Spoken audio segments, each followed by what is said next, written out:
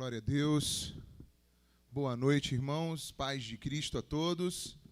Nós vamos, nesse momento, dar início ao nosso culto dessa noite.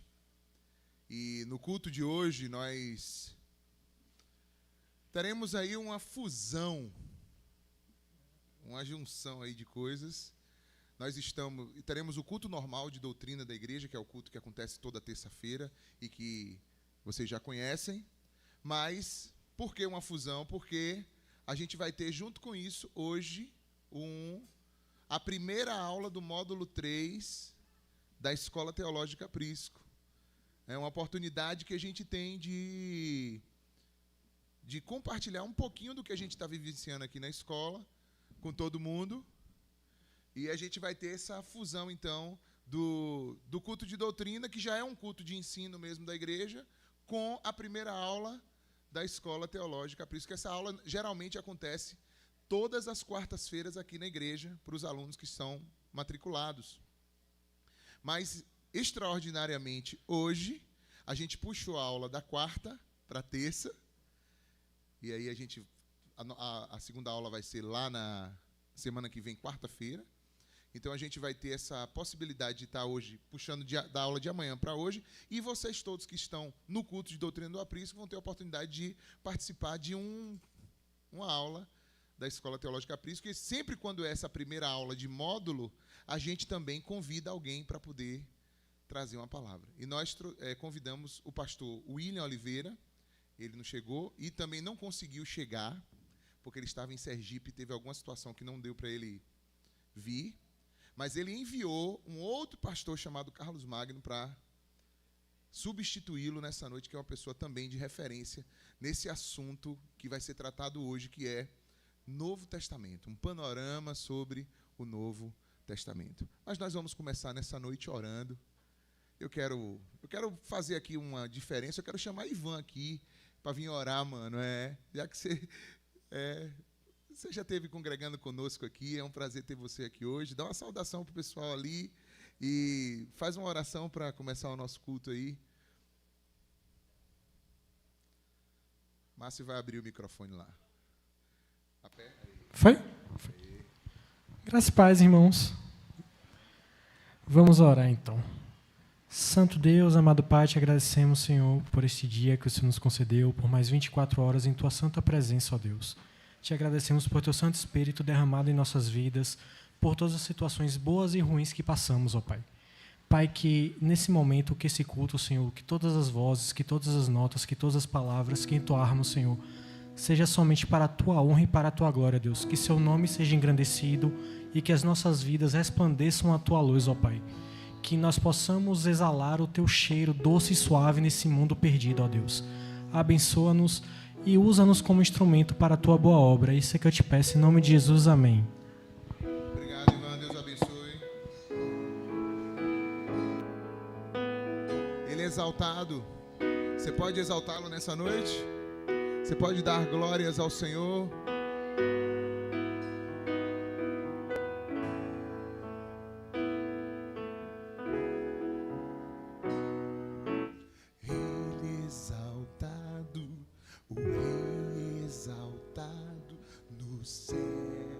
Coloca a tua voz para fora e diz: eu louvarei para sempre exaltado seu nome. Louvarei.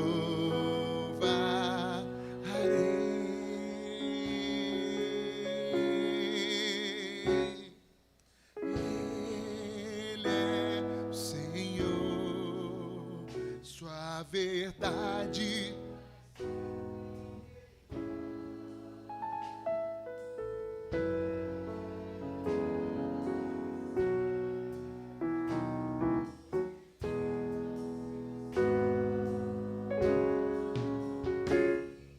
Ele exaltado, o Rei exaltado no céu. Mais uma vez, vamos dizer: Ele é exaltado. Ele exaltado, o Rei exaltado nos céus. Eu louvarei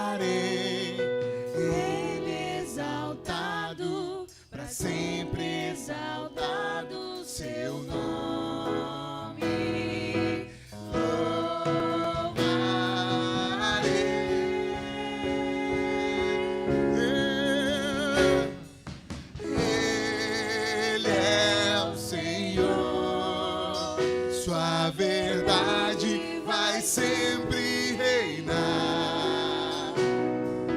Terra e céu glorificam seu santo nome. Ele exaltado, o Rei exaltado no céu. Você pode declarar: Ele é o Senhor.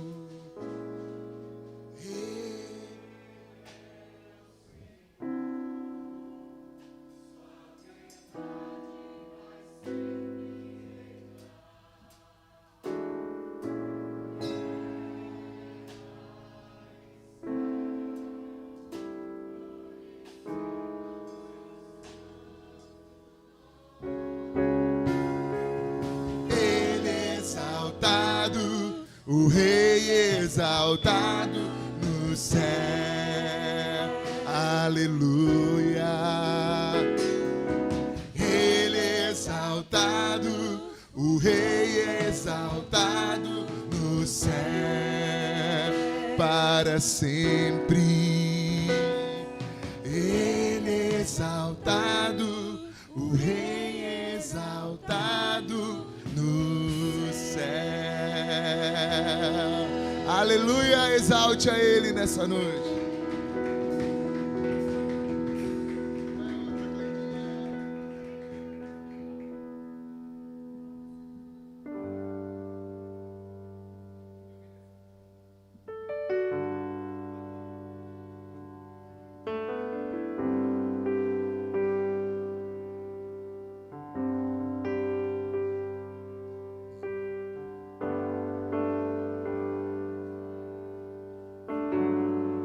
Exaltado, Senhor.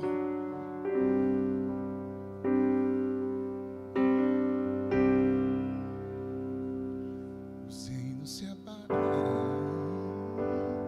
os povos se curvam, as bocas se abrem, as mãos se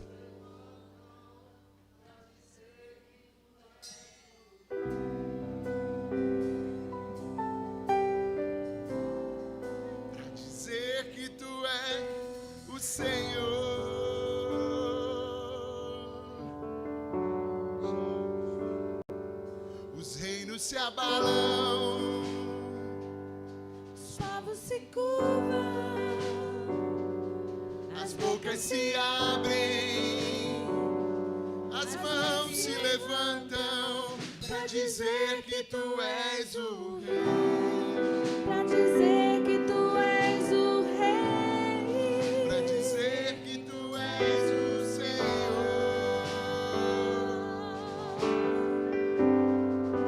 dizer que tu és o Rei,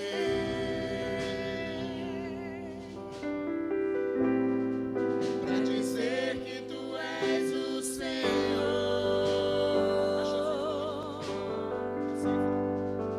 Teu reino é sempre eterno, firmado em misericórdia, justiça e igualdade, bondade e fidelidade. A tua igreja te adora, a tua igreja te adora.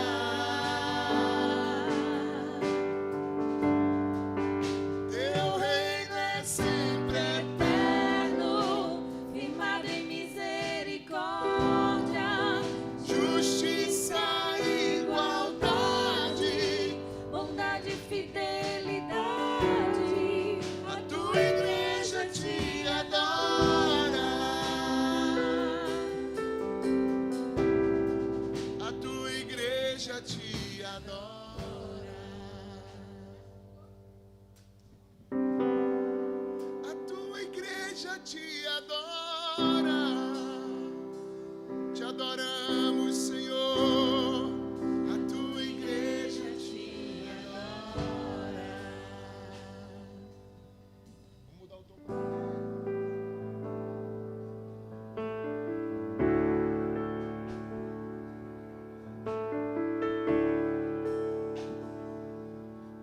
reinos se abalam,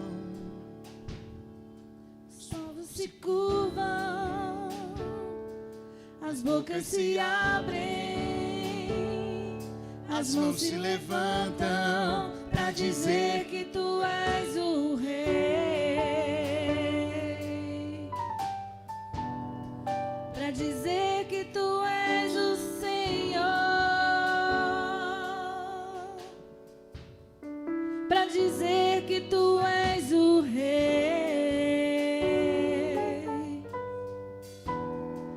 pra dizer que tu és o Senhor. Teu reino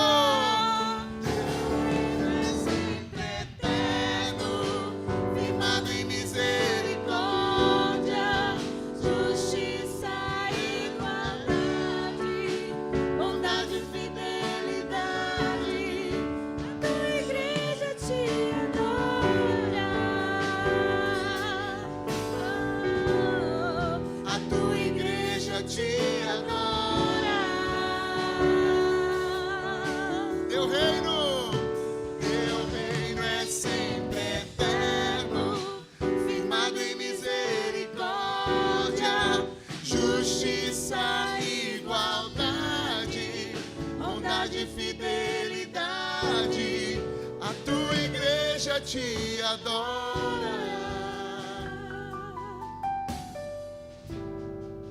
A tua igreja te adora. A tua igreja te adora. A tua igreja te adora. Só vocês, tua igreja. A tua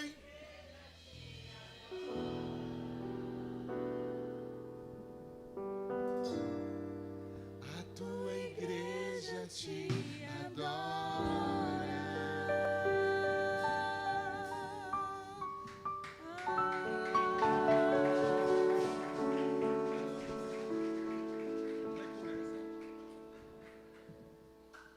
Aleluia! Quantos vieram para adorar o Senhor e podem adorá-lo aqui, abrir o seu coração, abrir a sua voz, a sua vida.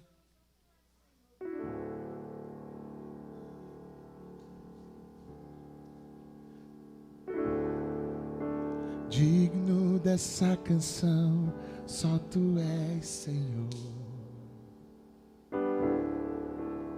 Digno do meu louvor, só tu és, Senhor. Digno da minha vida, tu és, Senhor. Tudo sou teu.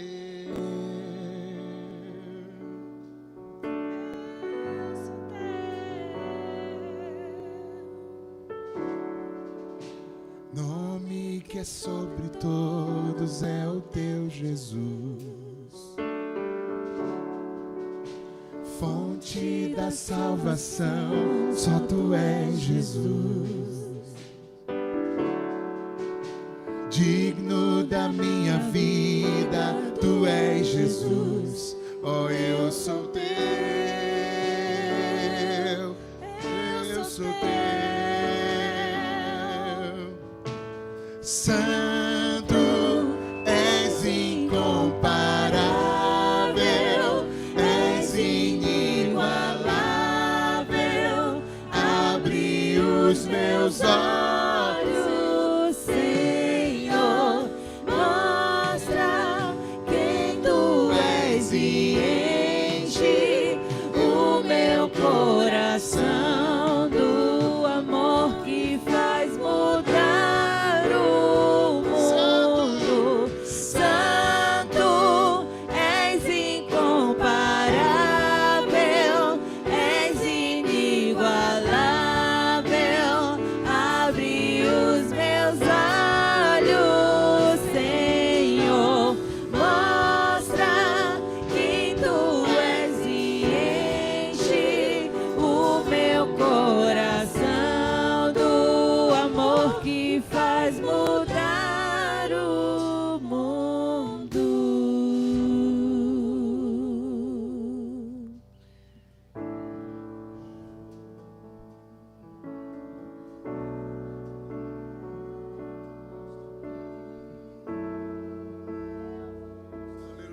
não sei sobre você, mas eu quero construir a minha vida sobre a rocha. Eu quero construir a minha vida sobre os ensinos de Jesus.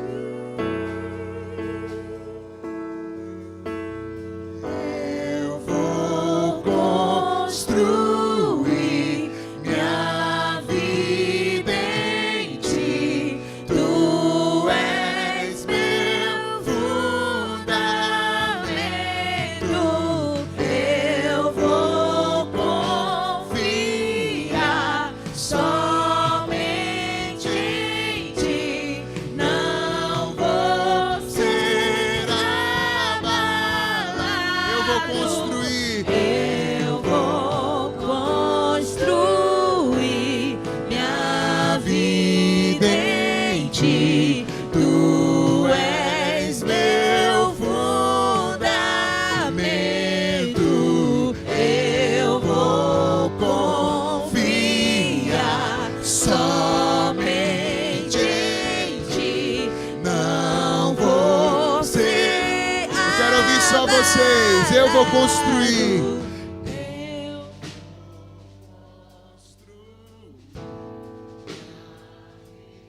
Dente, tu és meu.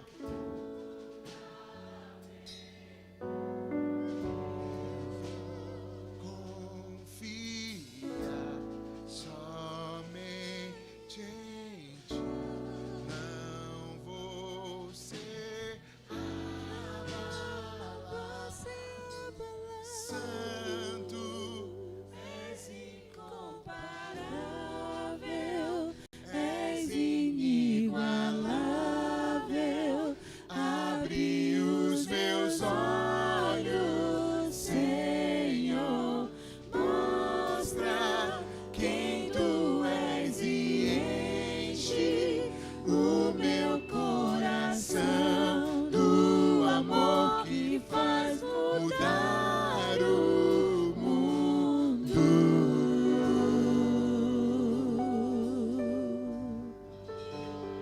aleluia.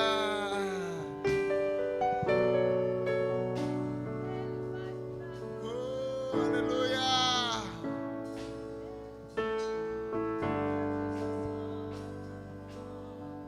Inunda-nos, Senhor, do teu amor, para que possamos desdobrar isso, Senhor, e derramar sobre outros, ó Deus. Aleluia. Que possamos ser inundados do teu amor, que o teu Espírito nessa noite ministre aos nossos corações, e que sejamos inundados de ti, Senhor.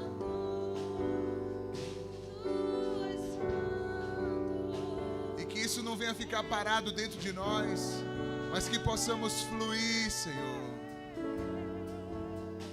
para que outros sejam tocados também pelo teu amor, Senhor.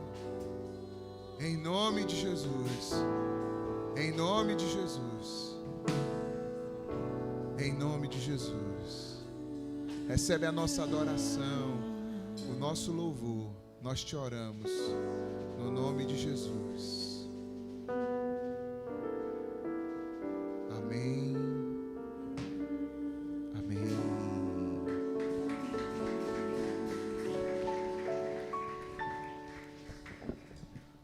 Agora somente os irmãos da igreja vão sentar, e quem está visitando o aprisco hoje, por favor, fica de pé ainda.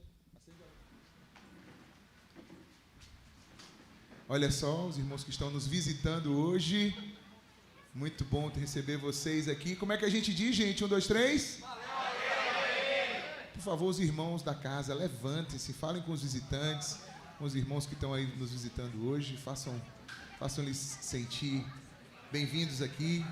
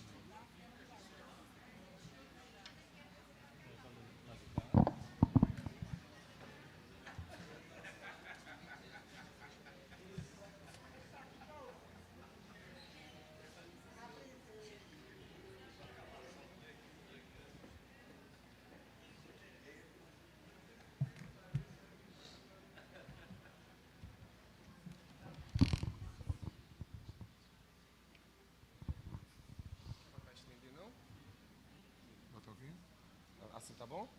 Assim, Ok. assim tá bom.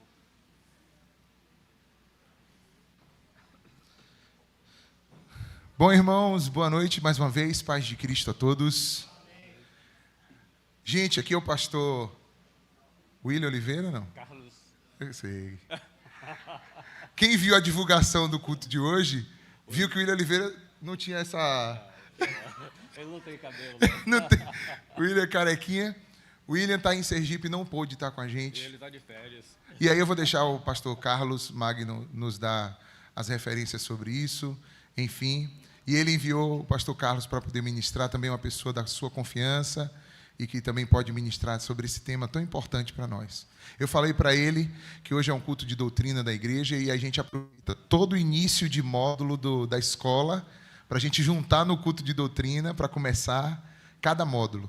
E aqui, mais uma vez, estamos, módulo 3, é a terceira vez que a gente se reúne aqui para ter uma aula da Escola Teológica Prisco dentro do nosso culto de doutrina. É uma alegria recebê-lo. A gente parece que a gente já se encontrou em outros tempos aí na história. Aí, quando eu era aluno do Pequeno Príncipe, ele foi professor lá no Pequeno Príncipe. Então, a gente pode ter se encontrado ou com sua esposa, a sua falecida esposa, não sei direito, mas é uma alegria recebê-lo aqui. Quero fazer uma breve oração e passar para ti. Pai, muito obrigado pela vida do pastor Carlos Magno, pela disponibilidade dele hoje de poder estar aqui conosco, de poder ministrar algo ao nosso coração, de nos ensinar aquilo que o Senhor também tem ensinado para ele. Que o Senhor possa nos dirigir aqui nessa aula de hoje, nesse culto, nessa adoração, nessa palavra. O Senhor possa guardar a sua vida também, abençoando ele com toda a sorte de bênçãos, em nome de Jesus. Amém, pessoal? Amém.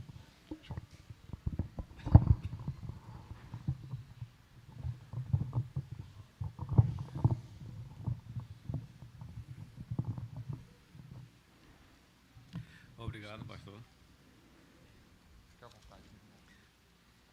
Se ele fosse meu aluno, ele saberia. Né? Geralmente a gente esquece, mas o aluno não esquece. E como eu já tive tantos alunos na vida, ensinei por mais de 30 anos, é difícil preservar nomes e fisionomia de alunos. Mas, meus queridos, boa noite, que a graça do Senhor Jesus Cristo seja com todos. É um prazer estar aqui, participando deste culto, desta adoração, meio de improviso. Pastor William de Oliveira, que é o nosso companheiro ali na Batista Fundamentalista. Já fui pastor lá por quase 20 anos. E depois fundei várias igrejas em Feira de Santana, uma das quais lidero na Igreja do Sim, Igreja Batista Regular Nova Esperança. Fica ali naquela avenida duplicada da Padaria Rios, entre Anóide e Artêmia. E também sou pastor da terceira Igreja Batista lá do Parque P. Mas só até mais ou menos março ou abril eu quero me dedicar só à Igreja do Sim. Mas ultimamente eu estou na correria, pastoreando 2 igrejas. Então, meus queridos, o tema que o pastor me deu, eu estava caminhando na Fraga Maia, porque a minha médica disse, ou você faz exercícios, ou você vai ter que tomar simvastatina. Eu falei, prefiro fazer meus exercícios. Aí eu estava caminhando, o pastor me ligou, me deu essa missão quase impossível, né, de falar sobre este assunto. Introdução ao Novo Testamento, uma aula magna, uma aula inaugural. Né? E eu não tinha quase pouca coisa sobre o assunto, porque nesses 2 últimos anos eu tenho ensinado em nosso Instituto Maranata, que fica na primeira Igreja Batista Maranata, Jardim Acácia, e no nosso Seminário Batista Regular da Bahia, em Salvador. Eu tenho ensinado teologia bíblica e hebraico. Mas o Novo Testamento, não. Né? Mas eu estou com esta responsabilidade de ensinar toda a Escritura, de Gênesis ao Apocalipse, a teologia bíblica, de maneira que muito deste material que eu selecionei para hoje tem mais a ver com a teologia bíblica do que com introdução ao Novo Testamento. é uma disciplina bem diferente. Eu vou mostrar para vocês, possivelmente, hoje. Então, peço que vocês tenham paciência comigo hoje. Eu começo com esta frase do Tomás de Aquino, um importante teólogo católico medieval do século XIII. Ele disse que a teologia é ensinada por Deus, ensina a Deus e conduz a Deus. E, de fato, a teologia tem que nos aproximar de Deus e fazer com que conheçamos mais a Deus. E conhecendo a Deus, termos mais intimidade, vida espiritual com Deus. Então, sou muito grato ao pastor William por nos convidar para substituí-lo nesta aula magna. Também quero agradecer ao pastor Alex pela acolhida. Eu já ouvia falar dele. Nós fazemos parte de um grupo, só fiquei sabendo hoje, de um mesmo grupo, e eu não sabia que era o pastor daqui, é falha minha. Fazemos parte do mesmo grupo, do Pequeno Príncipe. Imagine que eles foram meus alunos, vocês não tinham nem nascido ainda. Eu ensinei no Pequeno Príncipe, eu me formei em 87, até 1990, fui para o Rio de Janeiro, estudei no Seminário do Sul. Em 94 eu voltei a ensinar no Pequeno Príncipe, até 97, quando assumi a Igreja Fundamentalista. Passei lá quase 20 anos, fui pastor por 3 vezes. E estou mais de 30 anos no ministério, graças a Deus, pela bondade de Deus. Então, nesta noite, como o convite foi assim de última hora, eu quero apenas desenvolver alguns importantes pressupostos para o entendimento do Novo Testamento. Em primeiro lugar, eu vou falar sobre o fazer teológico, o labor teológico. Vamos abrir a palavra do Senhor em Hebreus, capítulo 5, 11 a 14. Hebreus 5, 11 a 14. Diz assim: do qual muito temos que dizer de difícil interpretação, porquanto vos fizestes negligentes para ouvir.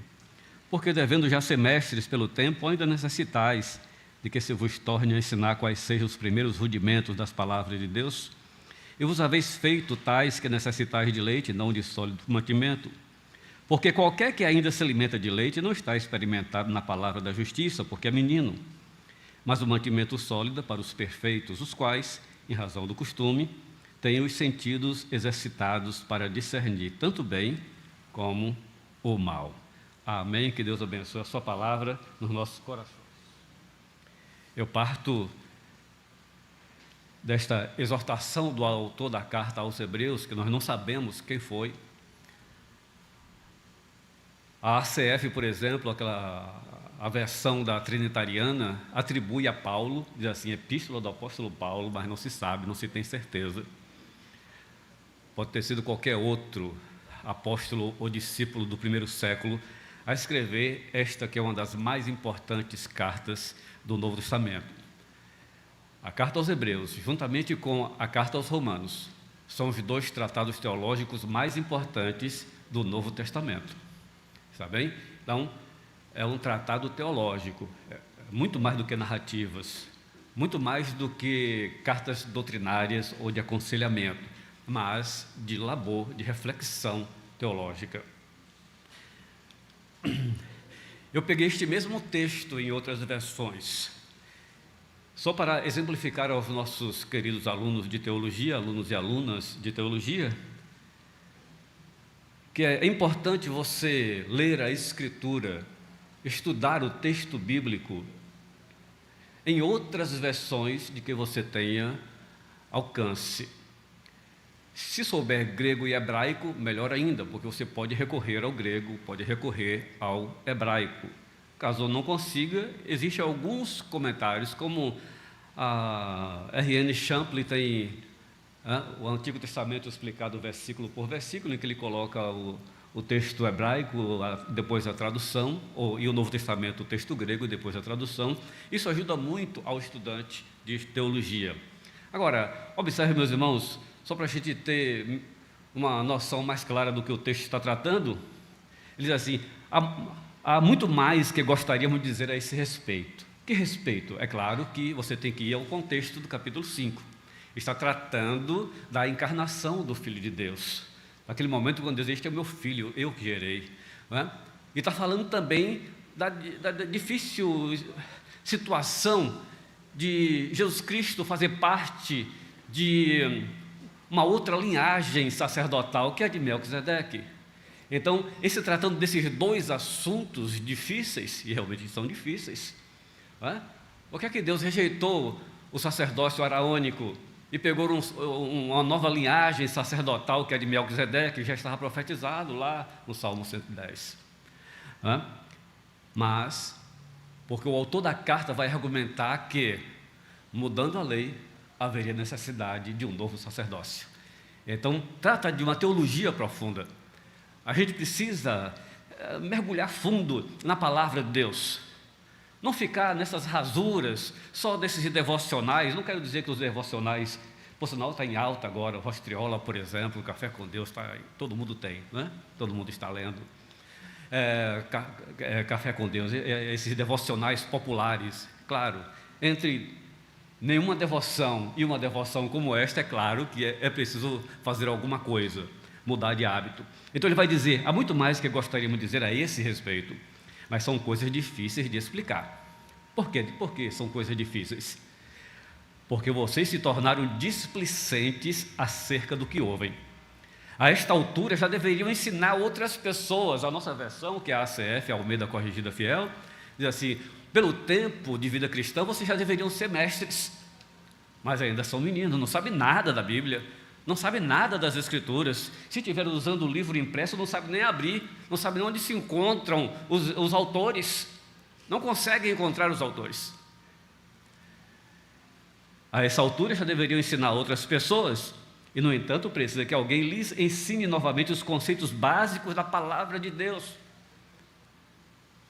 Isso é verdade, há crentes muito rasos, há crentes que não sabem nada de doutrina. Muito obrigado, irmão. Não sabem nada de doutrina, talvez não conheçam nem a própria doutrina da sua igreja, que o pastor tem ensinado. Obrigado, irmão. Você sabe que doutrinas básicas são essas, acerca das quais o autor está se referindo? Ele vai citar pelo menos 6, aí no capítulo 6, ele vai dizer assim, no capítulo 6 ele diz, versículo 1: por isso, deixando os rudimentos da doutrina de Cristo, ou seja, o ABC, o alfabeto da teologia. E que rudimentos são esses da doutrina de Cristo, que aqueles irmãos não estavam nem sabendo? Ele vai dizer: fundamento do arrependimento de obras mortas, da doutrina da fé, da doutrina dos batismos, da doutrina da imposição das mãos, da ressurreição dos mortos e do juízo eterno. Agora, eu vou pegar dessa versão, que é a NVI, a Nova Versão Internacional, é a Bíblia comentada por John MacArthur. Estou lendo agora minha 17ª leitura de toda a Escritura, Geralmente, cada ano eu leio uma versão diferente da Bíblia, só que uma comentada, a gente leva 2 anos, né, pastor? Essa aqui tem 25 mil notas exegéticas, fora mapas e ilustrações, 25 mil comentários dos versículos. Esta semana, Thomas Nelson lançou uma nova Bíblia comentada, com mais de 50 mil notas, artigos, mapas e outras ilustrações. Ou seja, às vezes os comentários são maiores do que o texto bíblico. A gente leva muito tempo, mas vale a pena, tomando os devidos cuidados, porque muitas vezes os comentários representam uma teologia dogmática, ou seja, relacionada a uma confissão religiosa. Se você pega a Bíblia de Genebra, que eu tenho, por exemplo, e agora lançaram uma nova edição, a Bíblia Reformada, você tem ali o pensamento dos reformados, que são aliancistas, que são contra o dispensacionalismo, que são amilenistas, etc. Então, há esses perigos nos comentários bíblicos. Mas, vou abrir aqui Hebreus Eu tenho quantas horas hoje, pastor? Pastor William disse que eu tenho 1 hora. É 1 hora, né? Tá bom. Então, vamos lá. Ele diz assim: portanto, deixemos os ensinos elementares a respeito de Cristo e avancemos para a maturidade, sem lançar novamente o fundamento do arrependimento de atos que conduzem à morte. Olha, já melhorou bastante a compreensão. Vê se não foi. Antes falava de atos da morte, de coisas mortas. Aqui ele fala de atos que levam à morte. Da fé em Deus, da instrução a respeito de batismos, da imposição de mãos, da ressurreição dos mortos e do juízo eterno. Então você tem aqui o ABC, né, da doutrina cristã.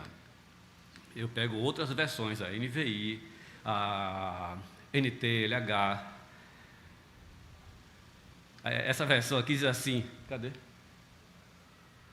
Vocês se tornaram lentos para aprender. Eu já tive muitos alunos, né, lentos de aprendizagem, de difícil compreensão, de difícil entendimento das coisas. Muitas vezes, não é nem por falta de inteligência, mas pelas distrações da mente, que a mente está não sei lá onde, ou está no celular. Né? Então, essa palavra aqui é muito importante dentro desse contexto. A palavra usada é notroi, vem de notros.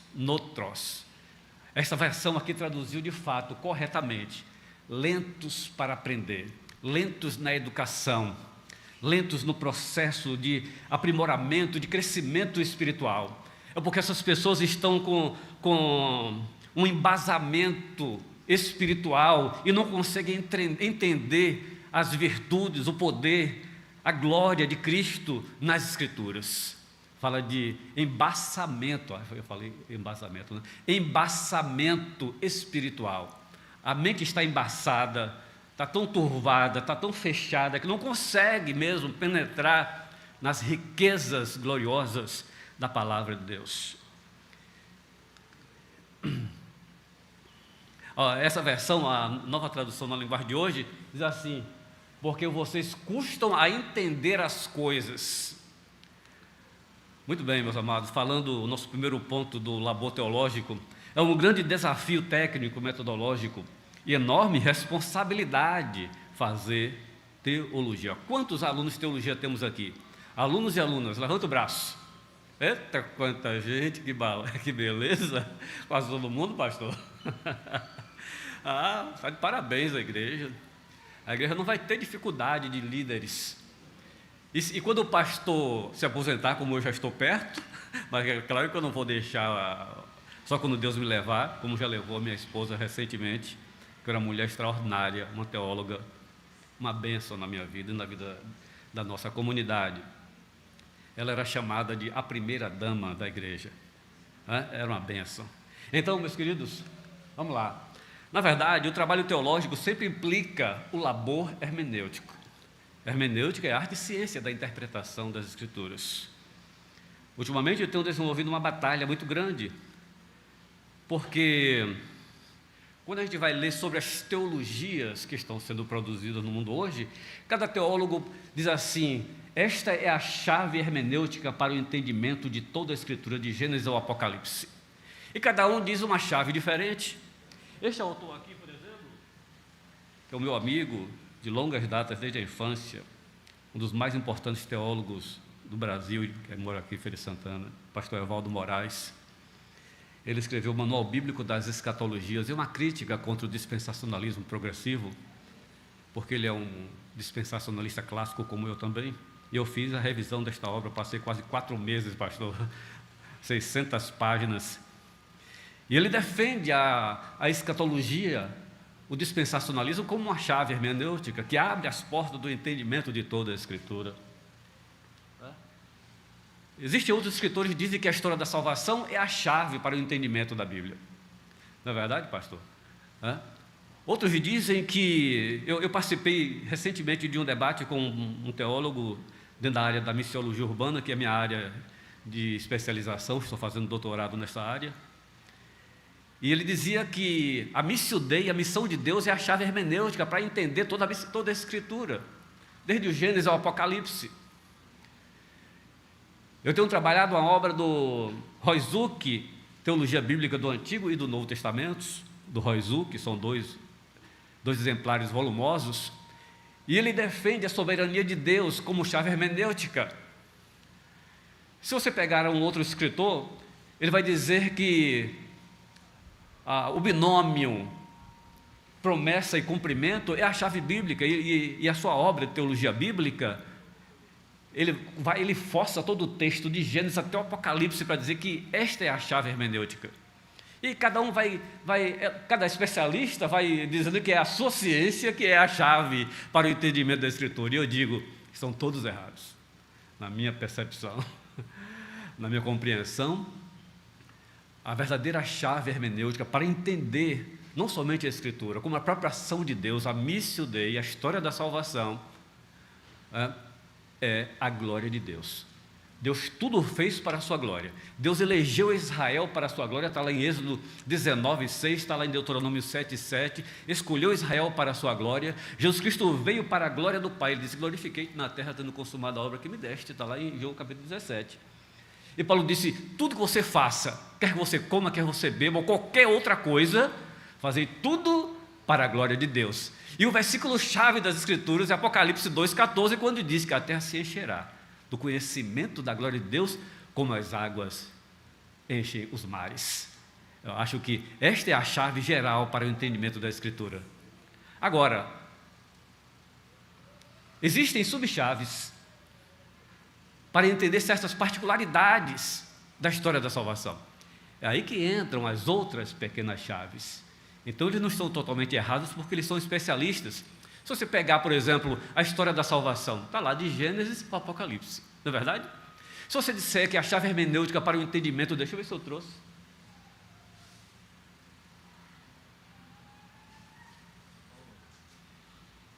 Acho que eu trouxe do Clown.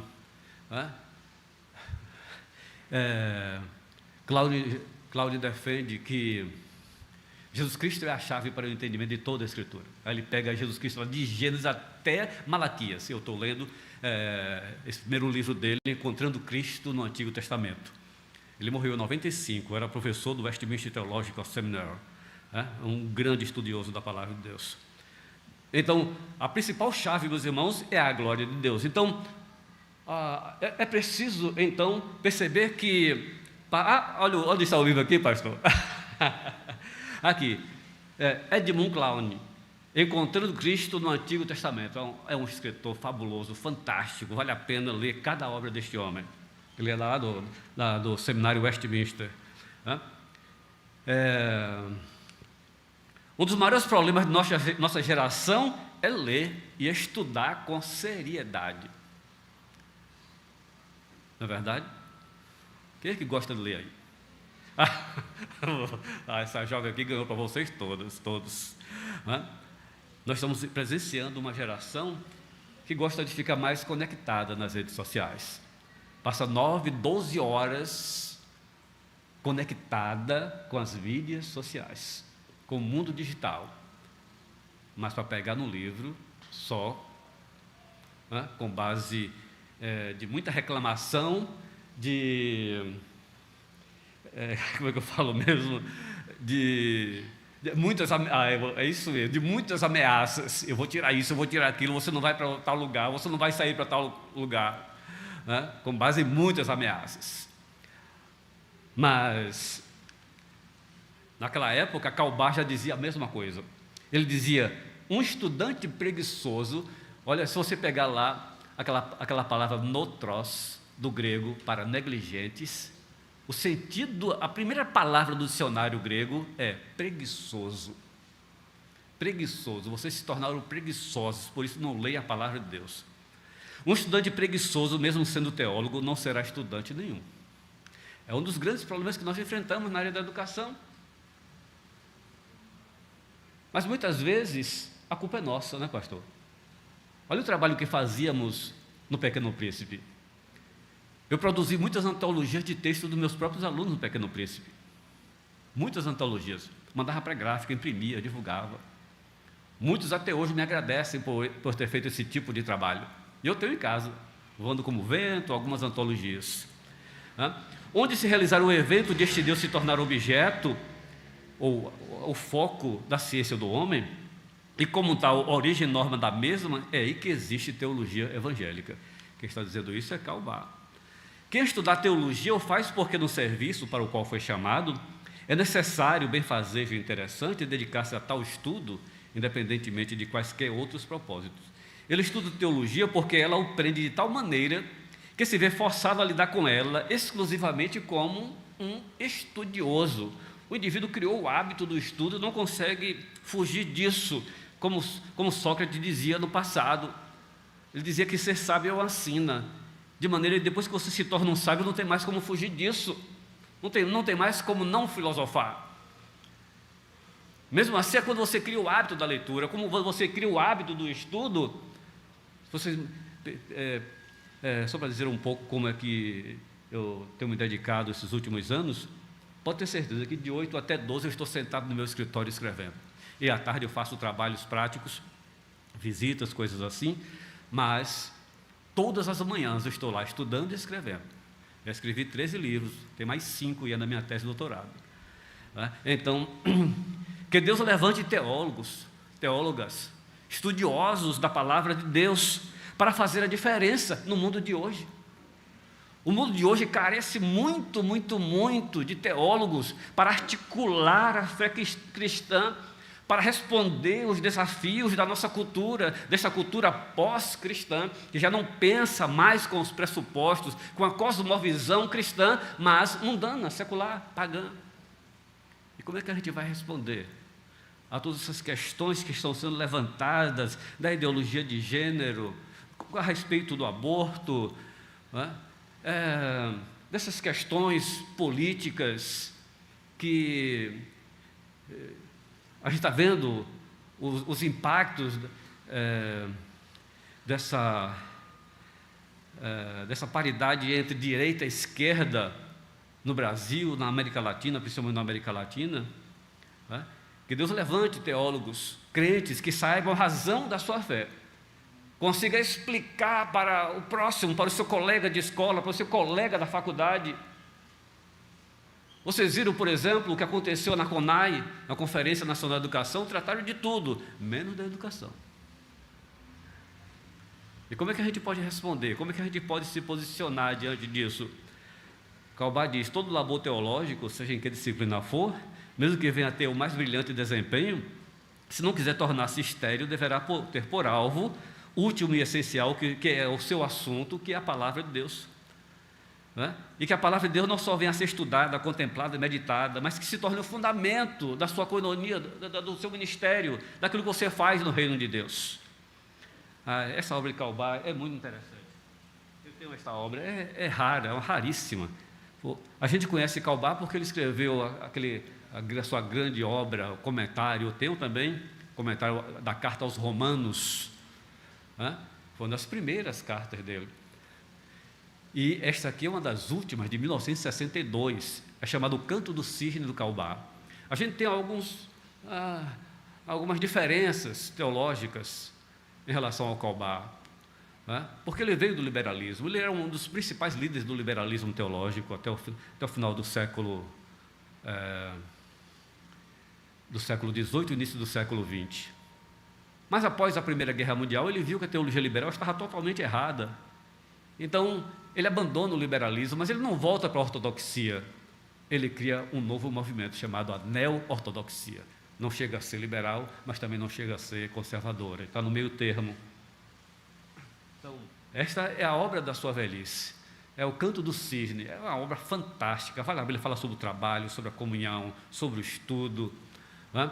E eu vou concluir esse primeiro ponto, citando mais uma vez. Ele diz assim: o estudo teológico precisa ser entendido como encontro pessoal e imediato ou literário. Quando ele escreveu no início do século XX, ele estava no auge do existencialismo filosófico do Kierkegaard, do Søren Kierkegaard, ou do Arthur Schopenhauer, e mais tarde do Buber, Martin Buber. que escreveu aquela obra fantástica, Eu e Tu. Então, ele diz assim, o estudo teológico precisa ser entendido como encontro.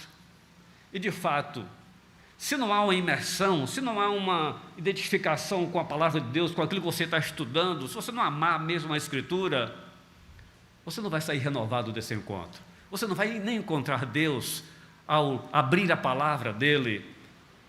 E ele vai dizer mais, estudo teológico se caracteriza pela participação efetiva na atividade da comunhão, que abrange os que ensinam e os que aprendem. Então, se você não gostar do professor, você não vai aprender nunca. Vai se fechar, vai ter dificuldade de aprendizagem. Então, ele diz que a verdadeira aprendizagem se dá nesta comunhão entre mestres e alunos.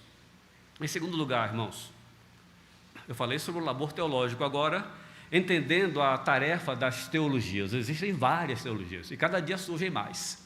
Na minha tese eu fico assim, em dúvida se eu escrevo missiologia urbana ou teologia urbana, que é um termo recente dentro da teologia. Não há nem obra sobre teologia urbana. Qual é a teologia que está por detrás das cidades? Que tipo de Deus aquela comunidade crê e defende? O que está por trás do pensamento religioso daquela comunidade? É isso que a teologia, ou a missiologia urbana, estuda. Então, existem hoje muitas teologias, e cada vez surgindo mais.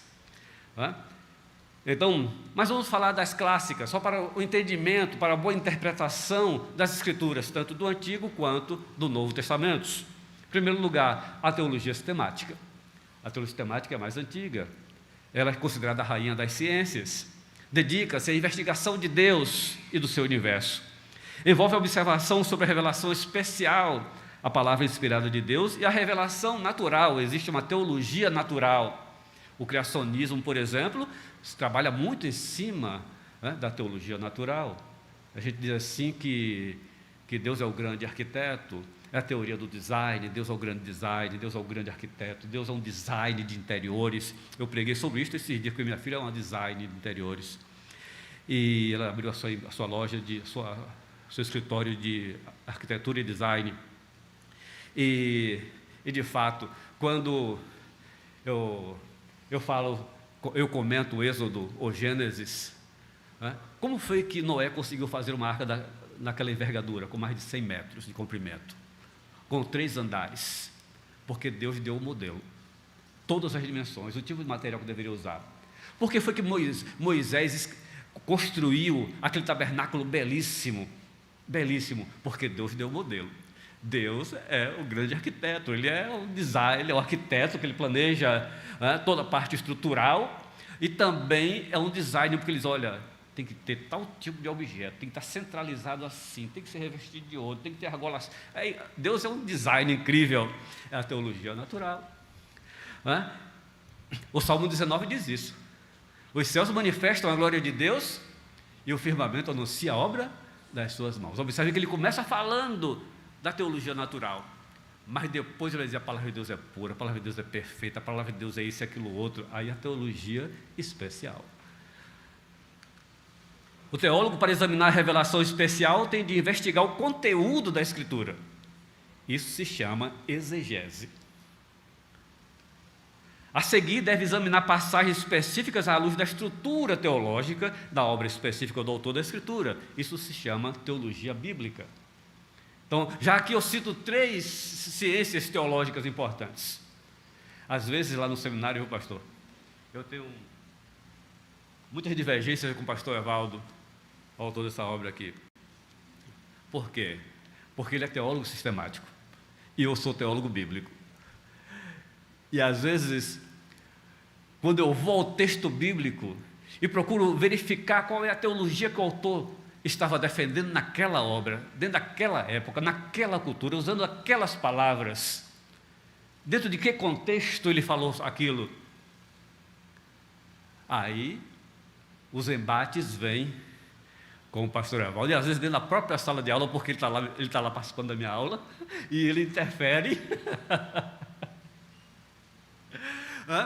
Mas é um gênio, o pastor Evaldo, um homem de Deus, é um sábio mesmo, eu gosto muito dele, meu amigo mesmo, amigo. Mas às vezes a gente tem umas divergências por conta dessas diferenças de especialização. Eu sou da teologia bíblica, mas o teólogo sistemático não. O teólogo sistemático é filosofia, é ciência, é uma articulação estruturada, lógica, acerca de um determinado assunto das Escrituras. Ele pega um assunto, Deus, e vai buscar os versículos da Bíblia que falam sobre Deus. Muitas vezes ele não para analisar o contexto onde aquela palavra, aquele versículo está inserido. É aí onde entra o meu papel do teólogo bíblico. Aí, o esquema é justamente este. Né? A teologia bíblica, ela se baseia na exegese. E a teologia sistemática, é claro que ela se fundamenta no trabalho do teólogo bíblico. E a partir dessas descobertas do teólogo bíblico, do que o autor estava querendo dizer, e como eu posso articular o conceito de Deus de Moisés dentro daquela época, considerando as teologias que existiam entre os sumérios, entre os egípcios, os assírios antigos, os mitos mesopotâmios, como é que eu posso articular tudo isso? É aí que ele vem e ele constrói a teologia sistemática. A teologia bíblica traça passo a passo, ao longo da Bíblia, a história da salvação, permitindo que a história assuma qualquer forma apropriada a cada dado estágio da revelação, reconhecendo como a doutrina se desenvolve à medida que a revelação progride. O progresso da revelação no Antigo Testamento levou 1000 anos. É claro que foi muito mais do que 1000 anos. Moisés é do século XV. Então você tem aí quase 15 séculos para a elaboração do Antigo Testamento. Então a gente pode pegar aquela obra do Gerhard von Rad, que é muito conhecido sobre a teologia bíblica do Antigo Testamento, uma obra singular, é um dos únicos a defender uma análise histórica da revelação bíblica de Gênesis até Malaquias, sob o ponto de vista meramente histórico. Por quê? Porque levou mais de 1000 anos para a elaboração do Antigo Testamento. Querem ver eu perguntar uma coisa para vocês? Quanto tempo levou para a editoração do livro dos Salmos? Quanto tempo se levou para a editoração daqueles 5 livros que estão no livro dos Salmos? Ora, Davi é do século 10 ou 11. O Templo de Salomão foi inaugurado em 960. Mas a gente tem o Salmo 90, que é de Moisés, mais de 400 anos antes de Davi. Acontece o seguinte, que no livro dos Salmos, você encontra alguns salmos, naquela parte o quinto livro do livro dos Salmos, você encontra alguns salmos que foram escritos após o exílio. Como é que eles me pedem para cantar canções de Israel se eu estou no exílio? Ora, o exílio foi em 587, a segunda invasão de Nabucodonosor II em Jerusalém, destruiu tudo. O primeiro foi em 598, ele levou já uma grande parte dos judeus. E a segunda foi fatal, destruiu tudo. 70 anos depois, em 538, Esdras e Neemias, sob decreto do Ciro, então eles retornam para a terra prometida para a reconstrução dos muros e do templo de Jerusalém. Ora, só aí a gente já tem quanto tempo, né, pastor? De Moisés até Neemias, você tem aí uma editoração de muitos anos, até que o livro dos Salmos ficasse pronto. Tem também de Salomão, dos filhos de Asaf, de Corá, o Coré. Agora, o Novo Testamento levou 50 anos. Dificilmente eu posso desenvolver uma teologia sob o ponto de vista do Gerhard von Rad, sob o ponto de vista histórico, porque se levou 50 anos para a elaboração dos textos do Novo Testamento. Então, a exegese é a cuidadosa explicação do sentido de um determinado texto. Quem deu origem a esta corrente da exegese bíblica? Quem foi? Aqui. Alguém pode abrir aí? Neemias 8:8, lê para a gente. Neemias 8:8.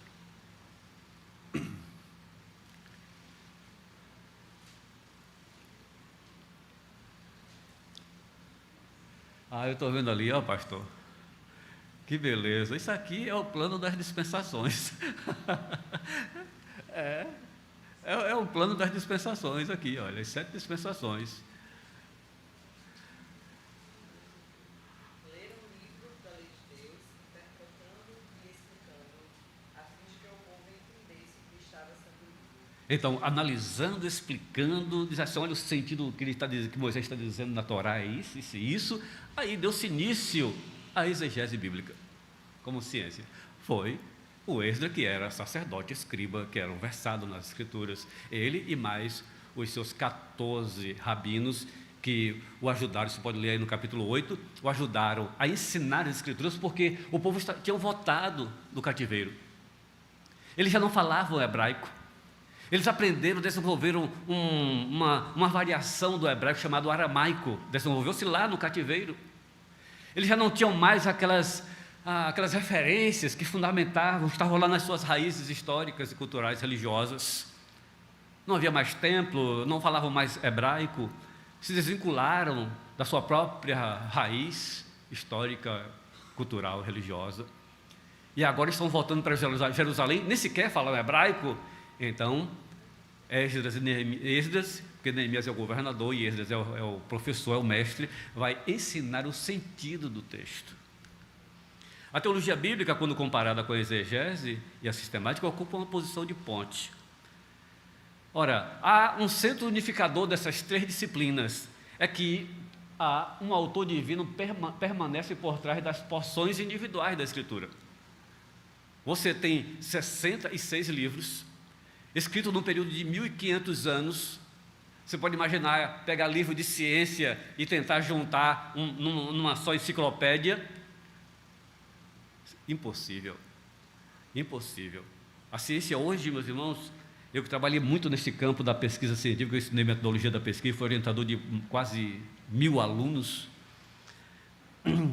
ao longo da minha docência universitária, principalmente na área da saúde. A gente diz assim, você tem que pegar um recorte histórico, bibliográfico, até 5 anos. Não é verdade? Pegue artigos com mais de 10, 15 anos na área da saúde. Quase que não se aplicam mais hoje. Porque o conhecimento se desenvolve de tal forma, né? E quando você vai estudar a literatura especializada, ninguém diz a mesma coisa. Um contradiz o outro. É difícil escrever um artigo, um TCC hoje, uma pesquisa acadêmica científica. Imagine a Bíblia. Já a teologia sistemática pega o todo da revelação e busca a terceira unidade inerente entre as partes. Então, o que é que a teologia sistemática faz? Quem tem uma teologia sistemática? Qualquer uma. Bancroft, Schaeffer, essa aqui, um dos mais importantes, Alicia McGrath, um dos mais importantes teólogos do século 20 e 21. É um dos principais apologetas no campo da ciência. Eu leio tudo do McGrath. É um homem fantástico, incrível, vale a pena ler. Você tem uma teologia teológica, filosófica e sistemática, histórica e filosófica do Alicia McGrath. Então, você pega uma dessas teologias sistemáticas. A teologia sistemática trata de quê? Deus, começa com as Escrituras, Deus, Jesus Cristo, Espírito Santo, o homem, o pecado, a angelologia, até chegar à escatologia. Ou seja, a teologia sistemática trabalha com categorias. Ela pega um termo e vai procurar todos aqueles termos, todos os versículos nas Escrituras, para que ele possa construir um discurso racional, sistemático, lógico, dentro de uma determinada linha de pensamento. Isso é o que faz o teólogo sistemático. É por isso que, dentro da teologia, você pode defender qualquer coisa. Você vai ter teologia negra, teologia homossexual, teologia feminista. Eu tenho uma obra que eu escrevi analisando a teologia feminista, a situação da mulher na igreja. A gente vai republicar agora uma segunda edição, eu e o pastor Evaldo. A teologia da libertação, a teologia da prosperidade. Eles podem defender qualquer coisa com base na teologia sistemática, porque é um discurso filosófico, racional, lógico. Ora, a teologia bíblica é nova, enquanto que a teologia sistemática vem desde lá Tertuliano. A teologia bíblica surgiu a partir do século XVIII com Johann Philipp Gabler. Ele fez uma palestra lá em Altdorf, na Alemanha, né? E é muito interessante, pela primeira vez ele fez uma distinção entre, ele vai dizer aqui, entre a teologia dogmática, que é a teologia sistemática, e a teologia bíblica, né? O artigo que ele escreveu aí, a justa discriminação entre teologia bíblica e a teologia sistemática. Eu vou passar aqui. A teologia bíblica é a tentativa de estudar a contribuição individual de um dado escritor ou de um determinado período ao cânon da mensagem. Ela combina análise e síntese. A teologia bíblica deve honrar seu compromisso com a síntese e usar as categorias da sistemática. Isso é uma pergunta, é muito importante isso. A teologia bíblica deve honrar seu compromisso com a síntese e usar as categorias da sistemática para descrever seu material? Esse é um dilema que nós enfrentamos, né, pastor? E, de fato, eu pego o Zucchi, por exemplo. Embora o Zucchi seja contra isso, mas as duas obras dele, do Antigo e do Novo, ele vai dizer, a teologia de Moisés, sobre Deus, sobre os anjos, sobre o homem, sobre o pecado, ou seja, ele acaba pegando categorias da teologia sistemática para falar sobre a teologia bíblica. É difícil, é quase impossível fugir disso. Olha, só para dar um exemplo, Zucchi diz na primeira obra dele, que na segunda obra, Teologia do Novo Testamento, quando ele trata do Evangelho de João, porque eu estou escrevendo um livro sobre o Evangelho de João, e o nome do livro está aí, Doutrinas Cristãs do Evangelho de João. Eu peguei só este primeiro capítulo para exemplificar de como o teólogo bíblico não tem como fugir de certas categorias da teologia sistemática. O Zucchi diz assim, é um erro tentar encontrar doutrinas nos evangelhos, principalmente no Evangelho de João. Por quê? Porque João só trata da cristologia. Mas eu estou tentando demonstrar que João trata de todas as doutrinas bíblicas, todas as doutrinas cristãs. Por exemplo, capítulo 3, conversando com Nicodemos, qual é a doutrina que está presente ali? Não é o novo nascimento? Não está tratando da doutrina da conversão? Capítulo 11, quando ressuscita Lázaro, ele não fala sobre ressurreição? Então, essa abordagem que eu estou, em cada capítulo, eu leio o capítulo e digo, quais são as doutrinas que estão presentes aqui, nestas narrativas de João? Se a gente pega o capítulo 1 de João, quais são as doutrinas que nós vamos encontrar? É claro, é cristologia pura. Até o versículo 18 é cristologia pura. Ele fala sobre a pré-existência de Cristo, a divindade, Ele é o Criador, a encarnação do Filho, Ele é a revelação do Pai, Ele é o Cordeiro de Deus, Ele é o Messias prometido, tudo é sobre Jesus. Então eu tenho aí elementos da teologia sistemática dentro da teologia bíblica. Bem, estou chegando ao fim. Eu sei que teria muitas coisas para falar sobre isso. Eu passei quase 2 anos ensinando essas coisas. E essa questão da unidade ou continuidade do Novo Testamento em relação ao Antigo, acho que vocês vão estudar isso, não sei, né, pastor, dentro dos módulos. Ou então pega aquela obra do D.A. Carson, o uso do Antigo Testamento no Novo Testamento, é uma obra fantástica do D.A. Carson. Está vivo, eu gosto muito dele. Tá? Então, ora, eu vou analisar, porque antes, em meu estudo anterior, eu falo sobre a descontinuidade. Existem teólogos que dizem assim, o Antigo Testamento não tem nada a ver conosco. O Antigo Testamento não serve para nada. Tá certo? Eles dizem isto. Mas nós acreditamos que toda a Escritura é a palavra de Deus. Que a gente tem que encontrar a palavra de Deus, a mensagem de Deus para nós hoje, tanto no Antigo quanto no Novo. E é claro, principalmente no Novo Testamento. Mas toda a Escritura é a palavra de Deus e é útil para o nosso ensino, para a nossa edificação em amor. Ora, quais são as provas da continuidade do Novo em relação ao Antigo Testamento? Primeiro, uma conexão histórica. A marca comum do Antigo e do Novo é a história contínua do povo de Deus. Né? Vocês podem observar que o Novo Testamento é uma interpretação do Antigo Testamento. É cumprimento profético do Antigo Testamento. Já falei aqui, há uma dependência escritural. Você pega o livro de Mateus, é o livro que mais cita o Antigo Testamento, porque Mateus está escrevendo para judeus. Tudo que Mateus diz, ele diz como está escrito nos profetas, como está escrito nas Escrituras.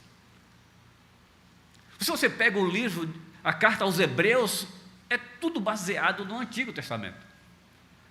O vocabulário é o mesmo, os temas são os mesmos.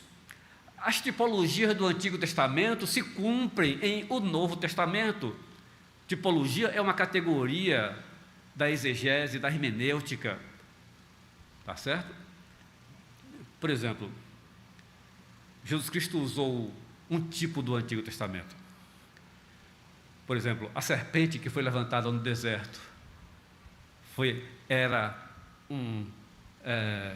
uma prefiguração da cruz de Cristo, de quando ele fosse levantado e atrairia todos a si. E Cristo vai tomar isso para si mesmo. Ele vai interpretar aquela serpente que foi levantada como a si mesmo. Ou seja, esse elemento que tem a ver com uma figura de linguagem, eu estudaria em português sobre isso na gramática, só que a gramática não trata da tipologia, porque é uma categoria teológica, é uma prefiguração de Cristo. Promessa e cumprimento, a história da salvação, unidade de perspectiva, né? Então, só por aí a gente percebe, irmãos, que o Novo Testamento é uma continuidade do Antigo Testamento. Agora, observe como a gente pode interpretar o Novo Testamento. Quais são as teologias que, ao longo desses últimos 2 séculos, se desenvolveram no estudo do Novo Testamento? Por exemplo, eu posso analisar o Novo Testamento tomando como base os seus autores. Por exemplo, eu participei de uma palestra com o Hernandes Dias Lopes, lá em Águas de Lindóia, numa conferência fiel. Ele pregou Paulo, o maior gênio do cristianismo. Aquele homem é extraordinário. Ele escreveu mais de 100 obras. Comentário de todos os livros da Bíblia. Ele pregou 1 hora de cor. Ele citou uns 200 versículos sobre Paulo, tudo de cor. É fora do comum, não é, pastor? É fora do comum. A gente não chega nem aos pés. E depois se transformou em livro. Está aí no mercado, você pode comprar, vale a pena. Então, desenvolveu toda uma análise do Novo Testamento todo, só com base em uma pessoa, que foi Paulo. Pelos indivíduos, usando a categoria teológica que cada um deles usou. Quem faz isso é o George Led. Vocês conhecem a escatologia de George Led? Ou a obra mais importante de Led, que todo mundo diz que é a escatologia, né? Mas ele tem uma sobre o reino de Deus, que é uma coisa extraordinária. Vale a pena você comprar. Conciliação entre as categorias sistemáticas e as dos escritores. Como a gente viu aqui, a teologia sistemática está tratando da teologia de fulano, de João, mas está usando categorias, termos da teologia sistemática, como faz Donald Guthrie. Ou se fundamenta na história da crítica, a teologia liberal, com Joaquim Jeremias, que é um teólogo católico, o Gopelt, Bultmann, que era aquele que criou a desmitologização das Escrituras. Ele dizia que a Escritura é um conjunto de narrativas de escritores do primeiro século, ou da igreja primitiva, não é assim, pastor? Ou seja, é a busca pelas fontes históricas que teriam dado origem ao texto das Escrituras. Então, Bultmann vai ser radical contra o Antigo Testamento. Assim como Marcião, que criou o primeiro cânon do segundo século do Novo Testamento, por sinal, Bultmann vai dizer que um dos mais importantes teólogos do mundo foi Marcião. Foi um herético, até hoje considerado como um herético. Porque Marcião dizia assim: o Deus do Antigo Testamento é cruel, é vingativo, é terrível. Aí, o que é que ele faz? Todo escritor do Novo Testamento que fosse a favor do Antigo Testamento, ele cortou do cânon. E o Rudolf Bultmann, por exemplo, vai agora ser o defensor. A primeira tese de doutorado dele é sobre Marcião. Eu falo muito sobre Bultmann, sobre a demitologização, né? E vou só concluir. Eu sei que já passei muito tempo aqui.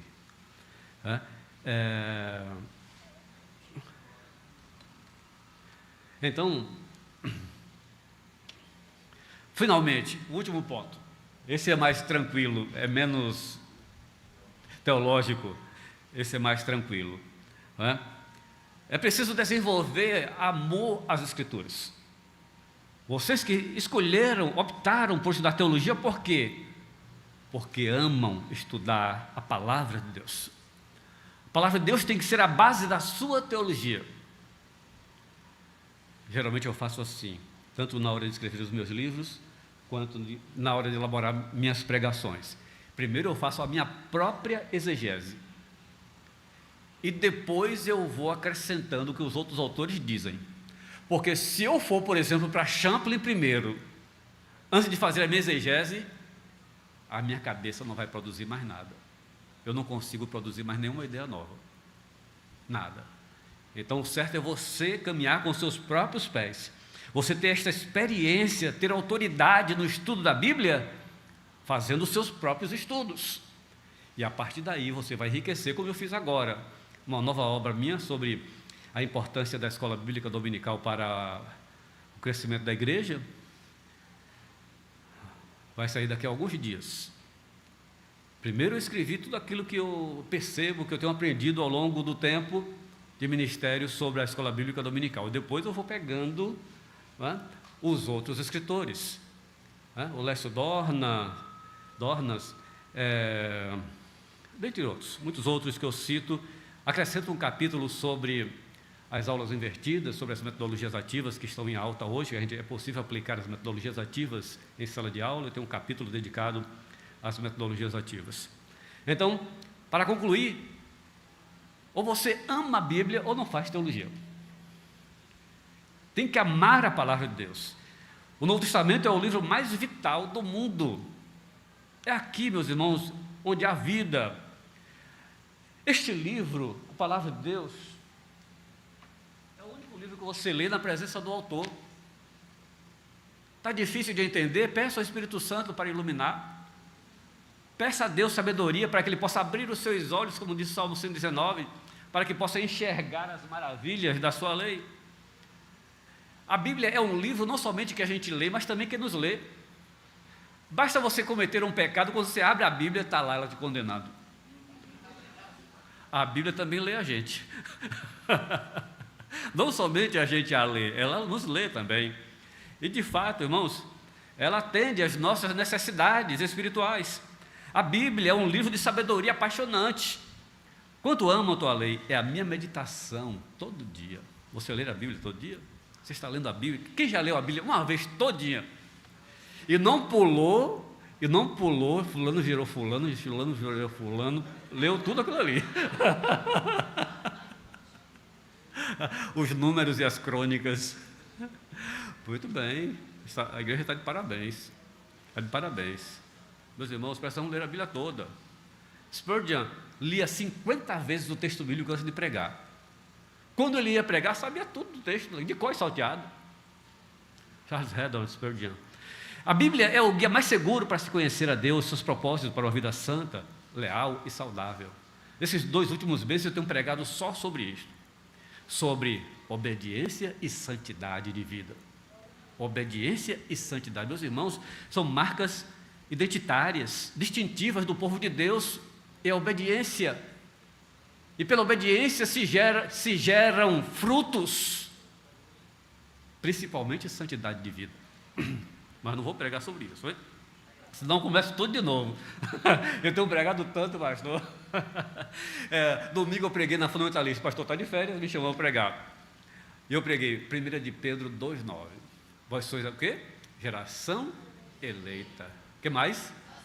Sacerdócio real, povo santo, nação exclusiva, propriedade de Deus, para que anuncie as virtudes daquele que vos chamou das trevas para a sua maravilhosa luz. Só aí eu pego 5 distintivos da identidade cristã. Um dos livros de Deus mais extraordinários são as Sagradas Escrituras. A Bíblia é o livro singular de Deus. Nela encontramos a revelação de Deus e de sua missão no mundo. A Bíblia é o livro mais lido, amado, odiado e vendido do mundo. Não há como lê-lo e ficar indiferente. Segundo a Sociedade Bíblica do Brasil, ela já foi traduzida para mais de 3.000 línguas, idiomas, né? já foram vendidos mais de 4 bilhões de exemplares, que esses dados são velhos. A metade da população mundial tem as escrituras. A outra metade está na janela 1040, na janela verde, aquela faixa que hoje está sendo estudada dentro da missiologia, né? Daqueles países 10x30, onde está a floresta amazônica, as tribos indígenas não alcançadas, e vai por aí.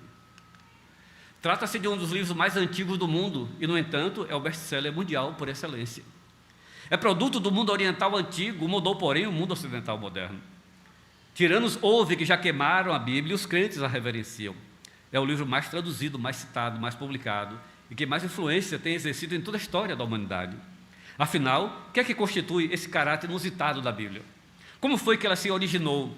Quando e como assumiu sua forma atual? O que significa a inspiração da Bíblia?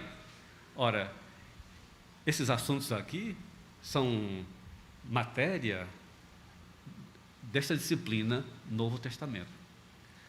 Né? Panorama do Novo Testamento. Você vai estudar a origem das Escrituras, o conceito de cânon, o conceito de inspiração, autoria, data, divisão interna dos livros. Não é assim? Novo Testamento? Olha aí. A gente tem aqui, em primeiro lugar, as divisões através dos gêneros literários distintos. Para cada tipo de gênero há um determinado tipo de exegese, tá certo? Hoje a gente incorpora dentro da hermenêutica o entendimento, vem desde Bakhtin, aquele filologista russo, né? Interpretar os gêneros literários, e a Bíblia tem muitos gêneros literários. E você tem aí o Novo Testamento com evangelhos, história, epístolas e profecia, ou seja, as regras para a interpretação da profecia não vão ser as mesmas para a interpretação dos textos narrativos biográficos como os evangelhos. Tá certo? Nem também em relação ao livro de Atos, que é um livro de história. Não é um livro doutrinário, embora a doutrina esteja pressuposta, mas você tem ali um livro de fatos que aconteceram no passado, nos 30 primeiros anos da história da igreja. Concluindo, cheguei ao final. Depois dessa caminhada longa. Dedique-se ao estudo da Bíblia. Tenha sempre um momento devocional com Deus. Adote um método de leitura integral das Escrituras. Crie grupos de estudo bíblico. Chame o seu grupinho, chame os colegas da faculdade, da escola. Forme um núcleozinho, uma célula para estudar a Bíblia. Eu falo sobre isso na minha tese de doutorado. Crie grupos de estudo bíblico. Estude grego e hebraico. Vai ajudar muito a entender a Escritura.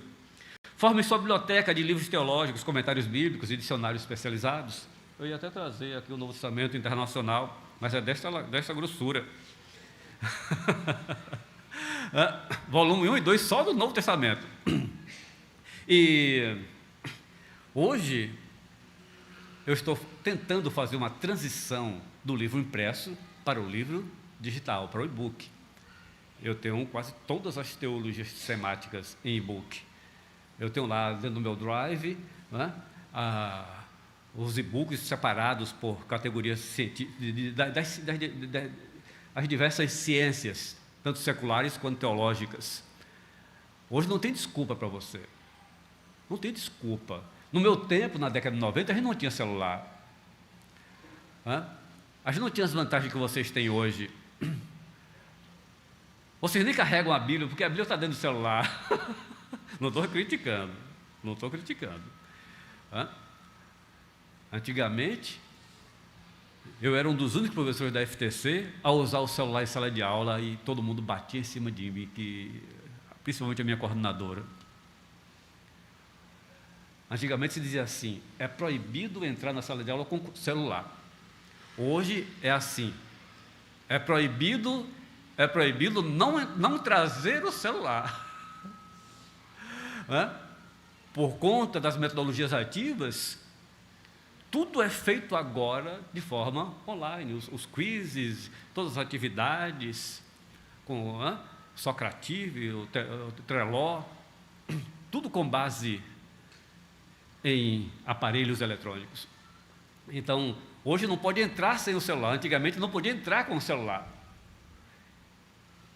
E por incrível que pareça, um dia, pastor, eu fui pregar no interior, já faz algum tempo, quando abri o notebook assim, umas irmãs chegam a gritar lá do fundo, não é possível, pastor, em vez de usar a Bíblia, vai usar o notebook? Hoje eu acho que ninguém faz mais isso, naquela época fazia. Hoje eu tenho o Kindle, que é um aplicativo da Amazon. Quando eu compro os e-books, a Amazon já manda para o Kindle, é um recurso fantástico. E quem tem o próprio Kindle, o tabletzinho, ele tem recursos fantásticos. Você faz as glosas laterais, você segura a palavra, ela dá o significado, ela diz a palavra em grego e em hebraico. É uma coisa fantástica.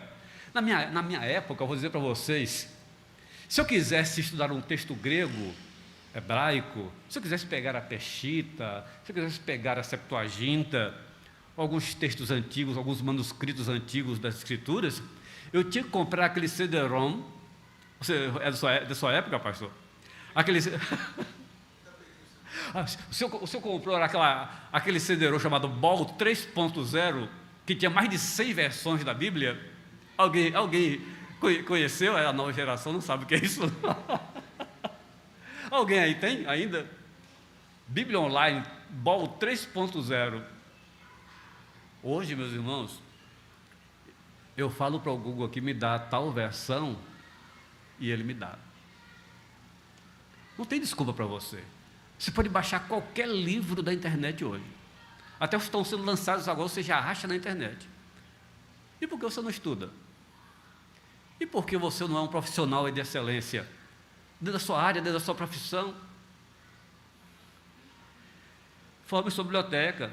Não é possível se tornar um bom profissional sem livros. Sem livros. Faça cursos teológicos em sua igreja ou através de outros meios.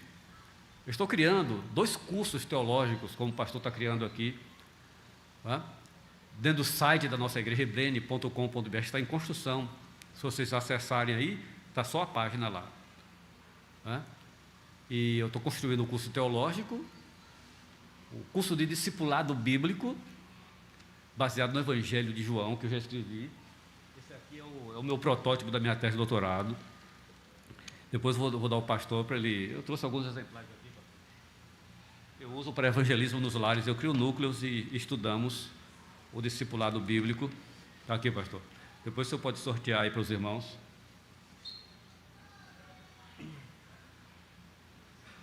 E vou também criar um curso de missões. Eu estava preocupado. Por quê? Eu participei de um evento missionário, eu fui um dos promotores desse evento em Salvador, chamada Conferência Missionária. A gente tem 2 por ano. E a gente colocou assim numa roda, numa mesa, todos os nossos missionários. E com base naquela experiência, eu disse, não, isso aí não pode acontecer. Eu observei que todos que eram missionários, que estão no campo missionário hoje, não fizeram nenhum curso de missões. São todos pastores. Estudaram teologia, se formaram pastores e depois se transformaram em missionários. Mas não tem formação missionária. Isso quer dizer que há uma deficiência enorme no currículo de nossos seminários. Há uma deficiência enorme. Há uma deficiência nos nossos seminários que não tem curso de missões. E nós não estamos formando missionários. Não é como a Jocum, um membro da nossa igreja do Parque P, é membro da Jocum. Ela esteve agora, chegou esses dias da África, fazendo um trabalho lá, belíssimo. Ela esteve na nossa igreja há 2 semanas, agora nas férias de janeiro. A gente precisa de cursos para formar missionários, para levar o evangelho. Essa irmã, Valdinel é o nome dela, Valdinel Oliveira. Ela prepara missionários para o mundo. E o alvo dela é evangelizar muçulmanos onde? Na Argélia, no norte da África. Querendo perder a cabeça, né? Por amor a Cristo, mas ela vai. Como ela esteve agora, eu estou tentando lembrar o nome da cidade. Malawi. A África praticamente só tem muçulmanos, meus irmãos. E ela contou essa experiência lá, quando um muçulmano se converte, ou eles matam, ou eles expulsam da comunidade. Essa é a realidade. Né? Faça cursos teológicos, preocupe-se em levar outras pessoas a Cristo. Para concluir, Senil diz o seguinte: toda a teologia do Novo Testamento tem que ser uma teologia de Jesus, ou não é absolutamente nada. Amém? Que Deus os abençoe. Sou muito grato por esta oportunidade. Peço desculpas porque eu falei sobre teologia bíblica e não sobre o Novo Testamento, mas é isso que eu tenho ensinado nesses últimos anos. E agora, no dia 28, eu retomo o Evangelho de João, que eu já sei praticamente João de cor salteado, de tanto comentar versículo por versículo, né? E vou até o Apocalipse, né? Então, é uma tarefa imensa, imensa, mas é uma bênção a gente preparar obreiros para a obra do Senhor. Um dia eu estarei me aposentando, estarei partindo como minha esposa já partiu, mas a gente precisa formar líderes para dar continuidade à obra do Senhor. Pastor, muito obrigado, que Deus continue abençoando. Eu trouxe também aqui a minha última obra, só que eu não tenho mais, já esgotou. Trouxe só para o pastor. Pulsação Vertiginosa é minha 6ª obra poética, é poesia. A capa do Josman Lima, que é um psicólogo, meu companheiro na Academia de Letras. Fazemos parte da Academia de Letras de Feira, da Academia de Cultura da Bahia e de muitas outras academias pelo mundo, pela graça de Deus, embora eu não mereça. Mas Deus é bom. Está aqui o pastor. Eu vou botar uma dedicatória aqui. Deus abençoe.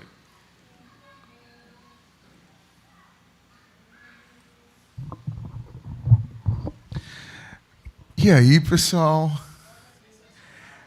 Uau! Cancelado as aulas desse semestre, pessoal. A gente vai dar uma estudada primeiro.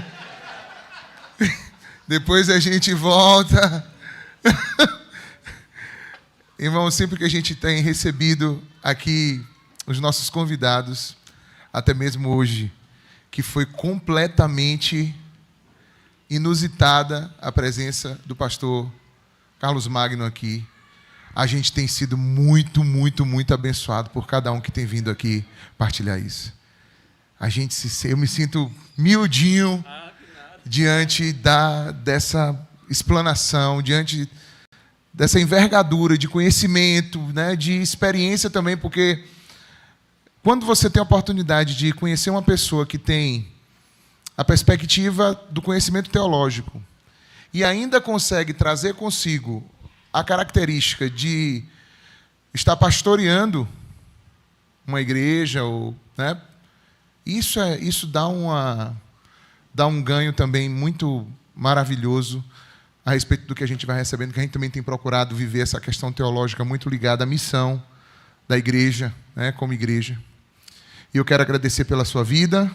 É por isso que hoje nós trabalhamos o conceito não de igreja missionária, mas de igreja missional, que é a concepção moderna, porque até recentemente a gente pensava numa igreja missionária. O que é igreja missionária?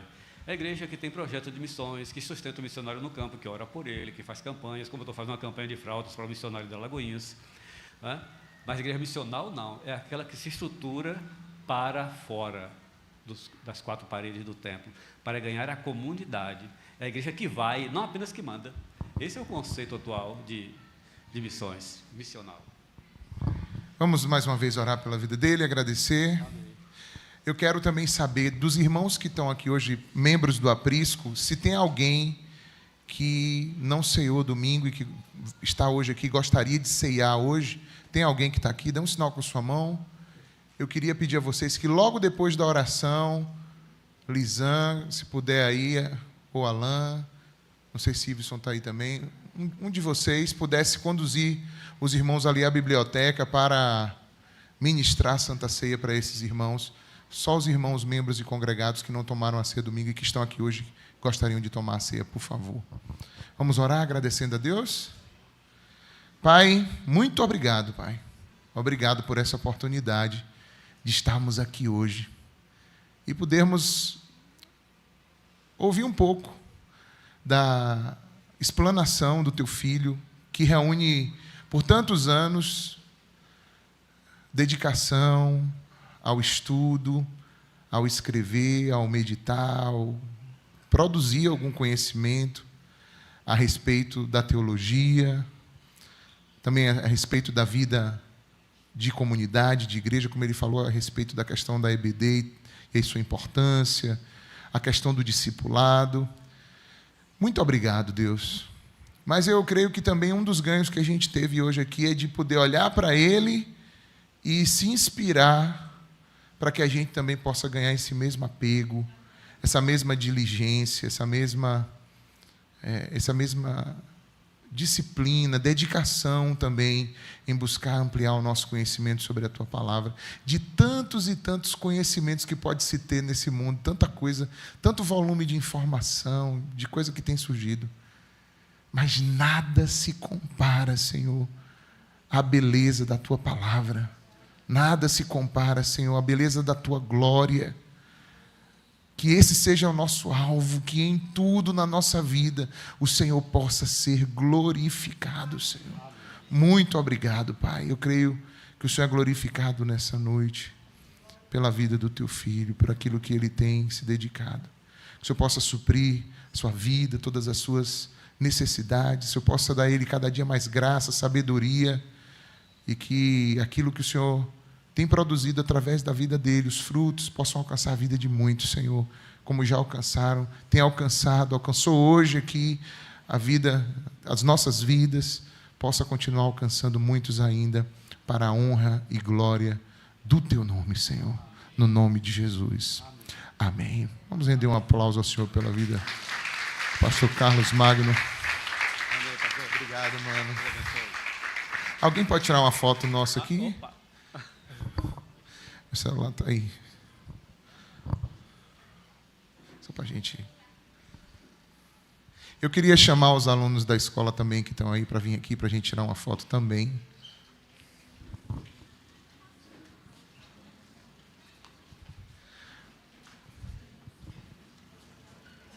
Os alunos agora. E algum não aluno que possa nos ajudar a tirar essa foto aqui rapidinho. Está ali no cantinho, Tiago. Chega para aqui, gente. Fica aqui, ó, rapidinho. Vamos. Rápido.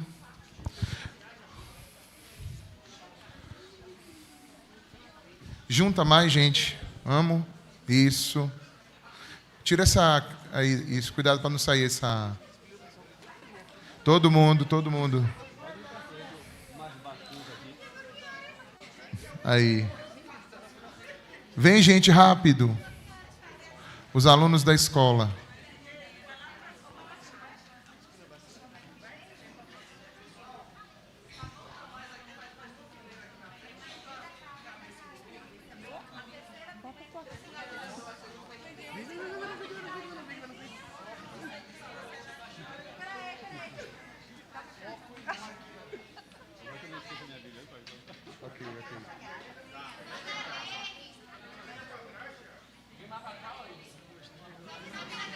Tiago, tira a câmera da frente, Tiago. A câmera da frente.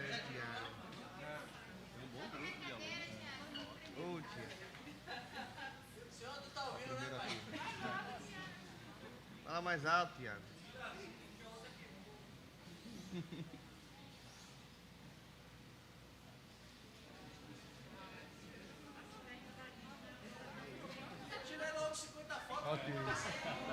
Glória a Deus.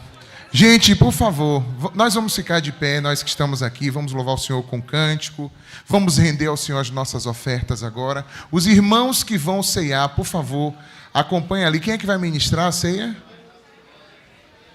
Quem vai ministrar a ceia? Lisan, Alain, Iveson, quem vai ministrar a ceia? Acompanha aí, Iveson, por favor, gente. Quem vai aí? Vamos ficar de pé. Se você vai para a ceia, se você quiser fazer sua oferta antes, pode fazer, porque pode ser que quando você voltar, o culto já encerrou. Então, antes de você entrar, se quiser fazer logo sua oferta, faça. Enquanto nós estivermos louvando ao Senhor, entregue agora o teu dízimo, a tua oferta ao Senhor. Não sei se hoje há alguém aqui que deseja tomar uma decisão em Cristo Jesus, de entregar a sua vida a Cristo, reconciliar-se com o Senhor. Se tiver, dê um sinal com sua mão, a gente quer orar com você. Se houver alguém aqui hoje que tem decisão de se entregar a Cristo ou reconciliar-se com o Senhor. Há alguém? Não. Então vamos louvar o Senhor. E enquanto nós louvamos, vamos entregar as nossas ofertas, depois mais uma oração no final. Quero dizer que, como na escola, nós temos aí um lanche na saída, se você puder adquirir. Esse ano, esses lanches, a gente vai dedicar tudo aquilo que esse lanche render a mais, a gente vai dedicar para o projeto Bezalel, que é para a reforma da igreja.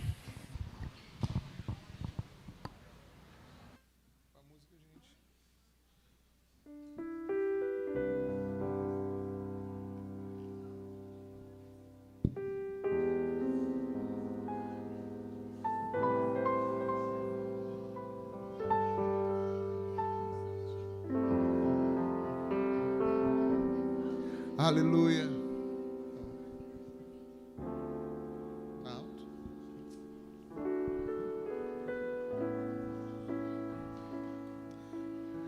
Vamos cantar assim, ó. Ao único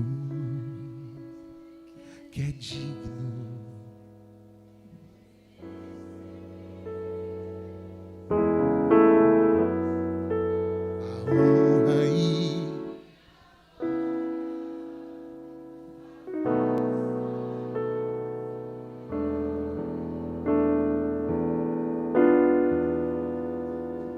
A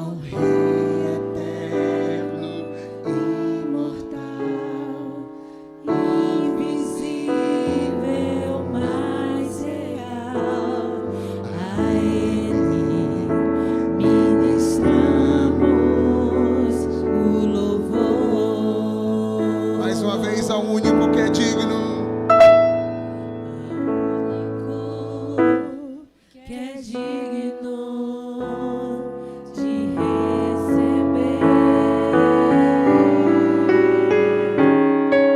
a honra e a glória, a força e o poder.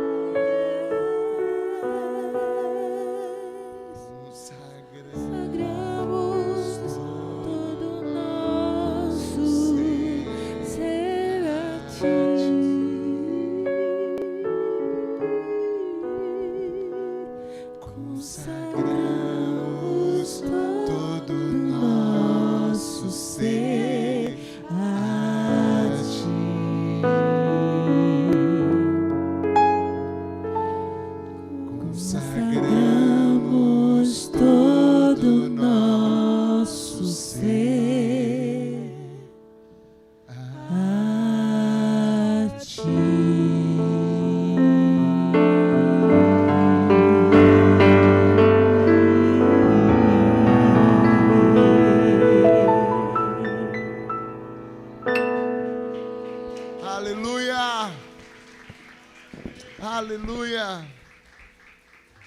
Sim, Senhor, recebe a nossa vida, tudo que somos, tudo que temos, esse culto, tudo para Ti, para a Tua glória, para o Teu louvor. Recebe os dízimos, as ofertas, as vidas consagradas a Ti, Senhor.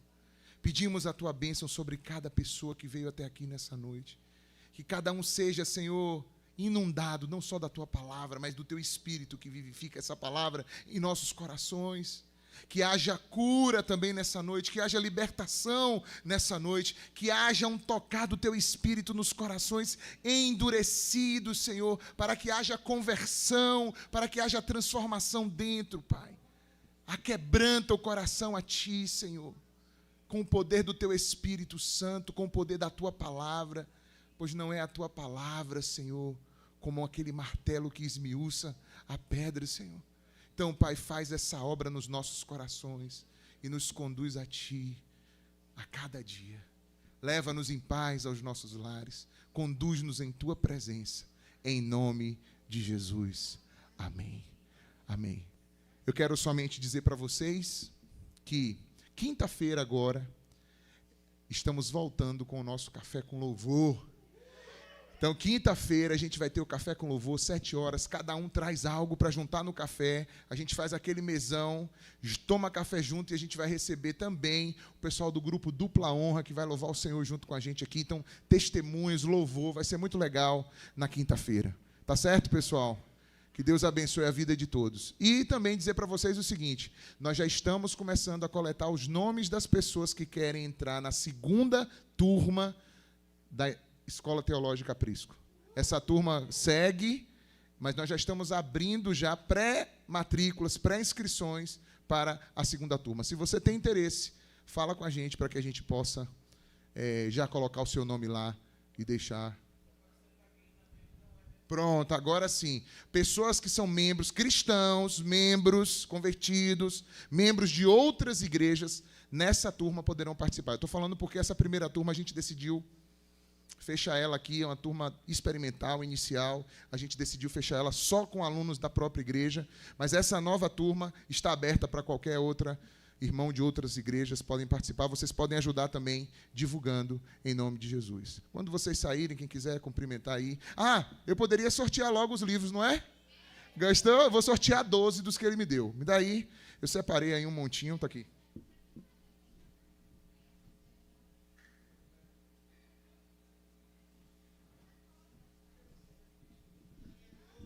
A primeira forma de sortear é o seguinte: alguém tem um nome, o seu nome é um dos nomes que ele citou, sejam bíblicos ou de autores que ele citou aqui hoje. Qualquer um que ele citou durante a mensagem. Alguém tem isso aí? Alguém vai receber esse prêmio? Ninguém? Ele citou Mateus? Venha, toma, Mateus. Olha a alegria do menino. Que mais? Falou o quê? Sobrenome não vale, né? Fala, Alain. Como assim? E tu é Chaplin? Eu pensei que você ia vir assim, ó. É Chaplin. Batista não vale. Sobrenome vale, gente? Não vale o sobrenome de quem... Pode ser nome ou sobrenome. Alguém tem o sobrenome de alguma coisa que ele citou? Então vem, toma Batista. Citou Marcos? Eu não acho que não. Não, eu não vi ele citando Marcos hoje. Eu não vi ele citar Marcos hoje aqui. Não. E aí também quer demais, né? Tá puxando demais a brasa para Marcos. Não. Vou dar outro. Quem fez aniversário esse mês? Marion. Esse mês. Vem.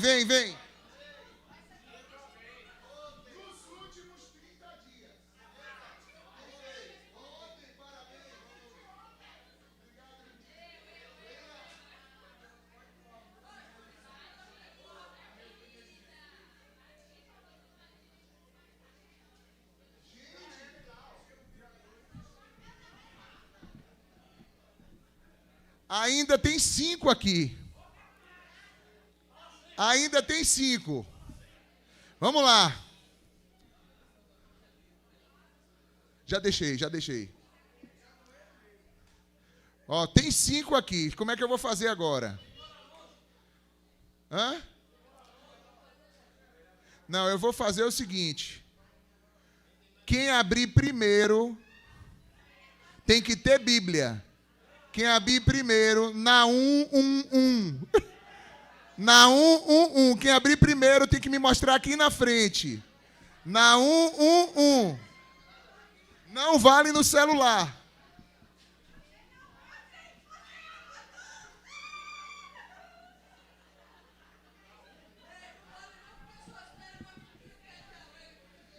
Abacuque 3:12. Quem abrir primeiro?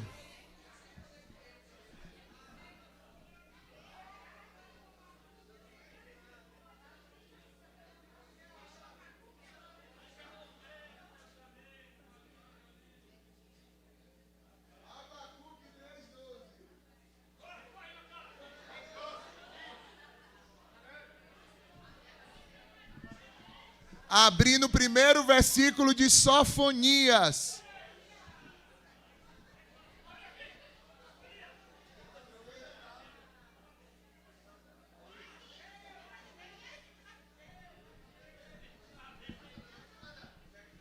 Tem mais 2. As 2 primeiras pessoas que chegarem aqui, presta atenção, calma, que seu nome é um nome bíblico.